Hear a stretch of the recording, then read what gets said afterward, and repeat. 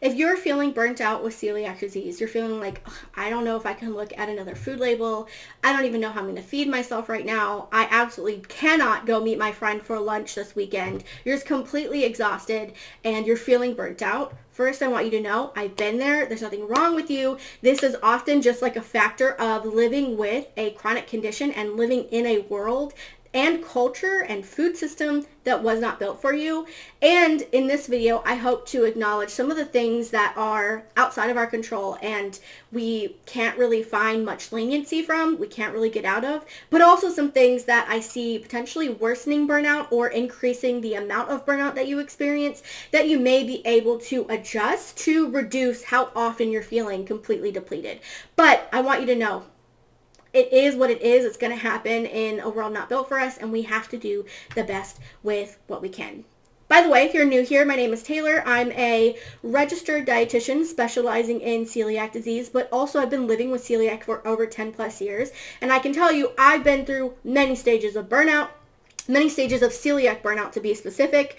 I think the last phase of celiac burnout that I had was when I moved cities, and I moved from a city that I had built a lot of gluten-free restaurant knowledge around. Like, I knew a lot of different places I could dine out. I had a really strong support network there, friends and family that I knew I could dine out with safely and comfortably with.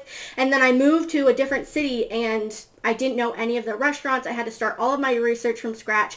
I had to build all of these new restaurants to be able to dine from scratch. And I didn't really have as much of a robust support system. And I literally didn't dine out for at least, I want to say 6 months after having dined out like at least once every couple of weeks in my past city. So I've been there. There have been times where like when I'm traveling, I just do not even want to look at a food label, or I don't have the capacity to even talk to a restaurant worker about getting gluten-free food. I don't even have the capacity to say, hey, can you do this and this and this with my food to make sure it's safe? Like, there have been so many times I felt this, and I want you to first know that you're not alone, and it can be a normal, natural part of just living in a world not built for you.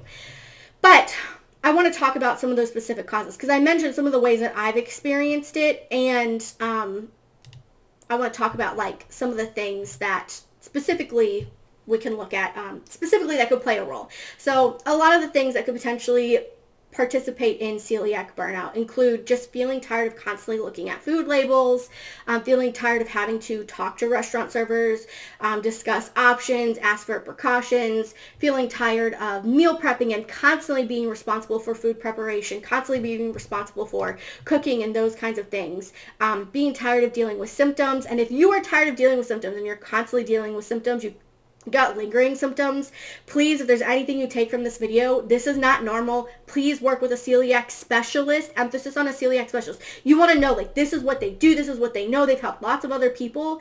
Work with a celiac specialist to get to the bottom of it, because that's not normal, and you want to make sure that you are on the path to healing, you're on the path to feeling better. And if you're not, that absolutely needs extra care and extra support, work with a celiac specialist ASAP. It does get better, you probably need a little bit of extra care and attention. I'm tired of fighting for support. I know that this can be a really huge one, especially if you're coming from a social circle or a family circle that isn't necessarily aware of or open to the potential of dietary restrictions or celiac disease, or just not really respectful. It can be really difficult to find that support system. Or alternatively, if you were diagnosed with celiac and your doctor told you to just stay gluten-free and you don't really have a lot of healthcare support, you don't have someone helping you learn what is and isn't safe and make those informed choices for yourself, fighting for that support can be exhausting. I feel like it's like a full-time job trying to teach friends and family how to keep you safe, and also a full-time job finding a provider who actually hears you and makes you feel heard and works with you and supports you in the ways that you need it. It's exhausting. So holding space for you and also acknowledging that can be a part of celiac burnout. Additionally, just feeling tired of the lack of spontaneity. A lot of things, you can't just pick up and go to a restaurant anymore, or you can't just pick up and plan, a trip out of the city or out of town or out of the country as easily or carefree as just another person who doesn't have strict dietary restrictions like this. And feeling tired of being questioned and or tired of constantly educating everyone. You have to speak up for yourself all the time. You have to make sure people are aware. You have to make sure people took specific precautions. You have to be able to defend your safety, even though I don't believe that you have, like, I don't believe that that should be a thing, but you often have to anyways, because people like to question you. Everyone thinks that they are the expert in your body and your condition, when in reality they have nothing. They like literally don't know what you go through every day. They don't know what you're experiencing. So it's just exhausting. So if this does anything for you, I hope that it validates that living with celiac is hard, and you are valid if you're feeling burnt out. You are valid if you're exhausted. You're valid if like you just need a break. Unfortunately, like we're never going to get a full break. That's living in a gluten-centered world, food system, what have you. But you're valid. And I want to talk about some things that might be in your control that may make living with celiac and managing burnout or avoiding burnout a little bit more possible. I don't think you can fully avoid burnout. I think it's unrealistic to expect that you're never going to get burnt out as a celiac, mainly because we are living in a gluten-centered food system, a gluten-centered culture. However, there are some things that could potentially reduce the amount of times you're feeling burnout or how burnt out you're feeling. So I'll pull up my screen again. Here's some potential causes that I see for burnout. I think the first biggest thing, a lot of these fall into this category, is I often see a big player in burnout being that people are unnecessarily restrictive or they feel stuck making choices out of fear rather than informed caution. And what this can look like is like taking things to the extreme, not knowing where that middle ground is of quality of life, of safety, but also like not sacrificing literally everything to stay alive or stay healthy. And then, you know, they're completely exhausted because they're doing things that are making their life understandably feel impossible, but aren't necessarily necessary. So from this, it could be like, for example, not knowing how to manage cross contact when you're going into someone else's kitchen. And so every time you go into someone else's kitchen, you're packing your entire kitchen and bringing it there.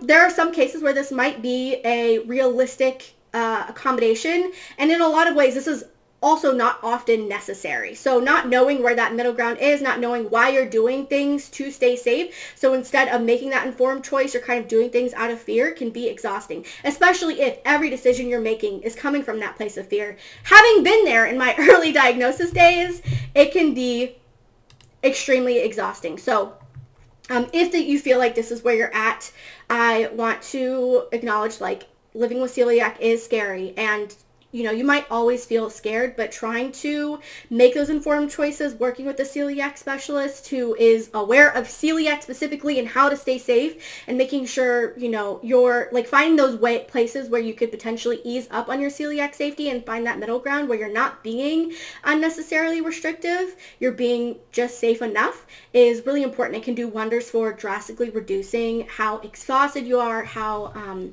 burnt out you're feeling. And if you're looking for help with this, again, finding a celiac specialist can be helpful. But I also want to say, like, it doesn't always just look like constantly taking things to the extreme. I also see this in some people where I call it kind of like the pendulum of celiac safety, where some people will take things to the extreme and they'll like, you know, do things really, really carefully. Like they're bringing their own kitchen to other people's kitchen. Like they're packing all their pots and pans, all their knives, that kind of thing when they go and cook in someone else's kitchen. But then like when they go to dine out, they might swing to the other side, and like all they do is say like, hey, I'm gluten-free, make sure my food is gluten-free, and that's it. And they're kind of like doing this like jump back and forth from being unnecessarily strict to not strict enough. And the goal is to help people find that middle ground right here, like that place where they're staying safe enough, they're not being too restricted that it's like completely impossible, completely unmanageable, but they're not being like careless. That middle ground is so important, and finding that is really, really helpful. Celiac specialists can help you do this. I've got a lot of resources linked down below if you want my help.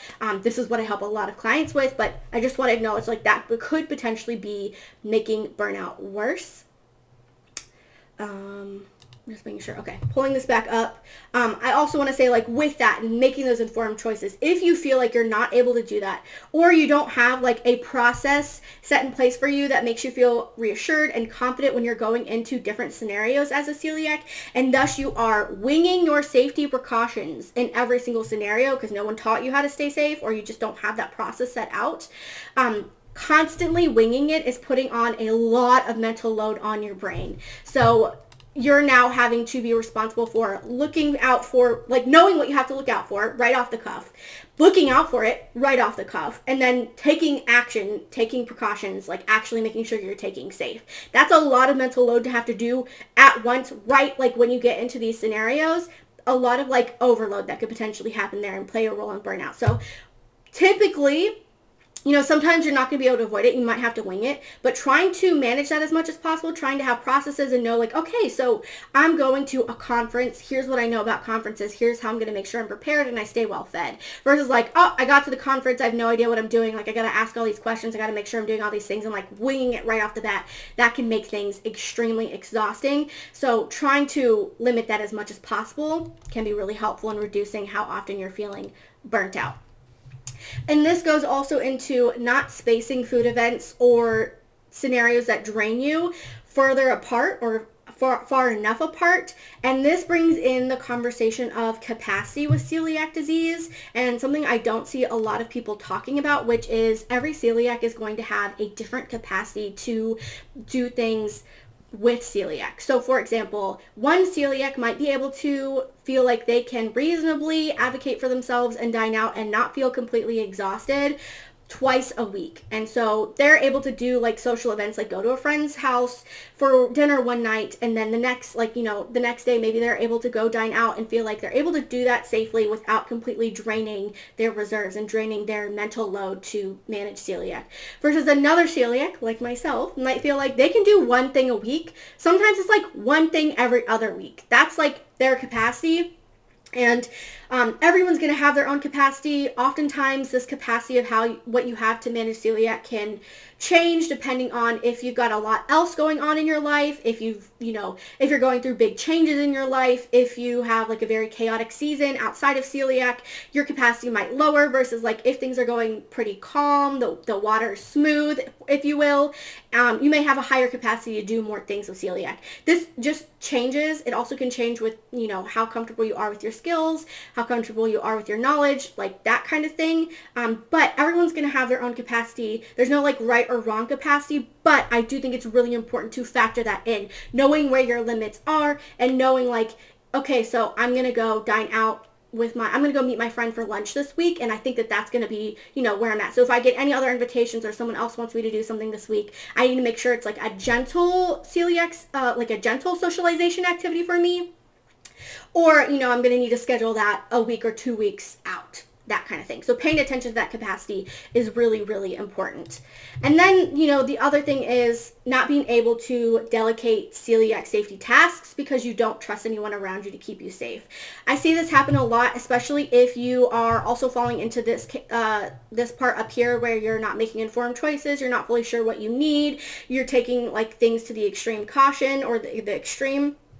I also feel like if you're not really sure what you need, it's really hard for you to be able to delegate. It's really hard for you to be able to trust other people to keep you safe if you don't fully trust yourself. And if you're not able to get that extra help, it can be extremely, extremely exhausting. And I really, like, if you don't take anything else from this video, it is that you are not meant to do this alone. And that also falls into the next point, which is if your doctor just told you to go gluten-free and you've not had a lot of healthcare support, you are not meant to do this alone. You're meant to do this with help. And I say that in two arms. Like, you are the patient. You are applying the treatment, staying gluten-free, avoiding cross-contact with gluten. You also need a support system. You're not meant to take on the role of a support system. You're meant to have a support system. And you also need a healthcare team and healthcare support and people helping you know what that treatment is, what it looks like for you, so that you can be the patient and apply it. You're not meant to take on all three of these roles. You're not meant to do this all by yourself.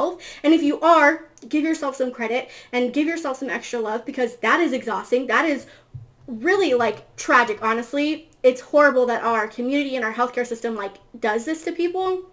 And you're not meant to do it on your own. So if you're feeling like you're constantly burnt out, things feel impossible all the time, and you want to reduce how often you're feeling this, and you're relating to this, I would first look into at least finding one other person who can take at least one thing off your plate. Maybe it's like a person where if you're sick and you need soup, you trust them to be able to go to the grocery store and get you a gluten-free soup.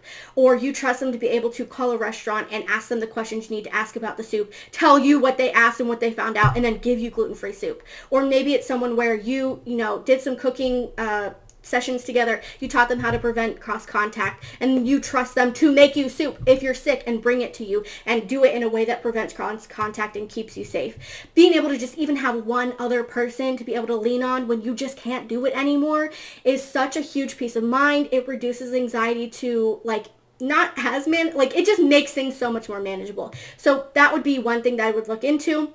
And if you don't feel like you're even close to being there yet, I would go back to making sure you're trusting yourself and your ability to stay safe. You're making those informed choices so that it feels more possible to trust and educate someone else.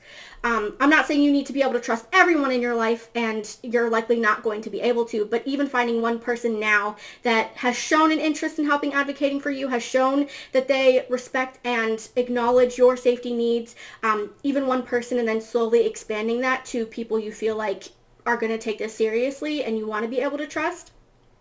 So that would be one thing that I might look at. And then the other thing would be finding a healthcare provider who is knowledgeable and specialized in celiac disease, and being able to lean on them and work with them and make sure you're not taking on all three of those roles by yourself. If you are having trouble finding a celiac specialist near you, I've got some resources down below. I'm a celiac dietitian that works with celiacs. I also have some courses that you can take that can help reduce some of this burden and teach you some ways to make things a lot more manageable, but also help you make informed choices around your own safety and what you're doing to keep yourself safe. So if you're interested, there's resources down below. But all of that said, I want to, again, finally acknowledge, like I said in the beginning, burnout is natural, especially when you're trying to live in a food system and a culture not built for you. Specifically, a food system and a culture centered around gluten. So it is natural. It's likely going to occur to some extent. And it can be a sign that you are, maybe you need some more help. Maybe you need to make some space for more help, and a sign that maybe you're shouldering too much of the celiac burden. And that might be something to consider, especially if you feel like you're constantly on the cusp or constantly feeling burnt out. Maybe inviting some ways to kind of reduce that mental load, reduce that burden, especially if you're doing this all alone and you're not meant to be. That could also drastically improve your quality of life. So all of that said, my name is Taylor. I'm a registered dietitian specialized in celiac, and I've also been living with celiac for 10 plus years. I've been in celiac burnout many times. It sucks. So if you're in it right now, I see you. I'm sending all of the restful vibes, as restful as you can get, as much of a break as you can get. I hope you get it. If you want more resources and more videos from a celiac specialized registered dietitian who also has celiac, go ahead and hit the subscribe button. If you found this video comforting, reassuring, or even helpful, please hit the like button. And all of that said, I will see you when I see you.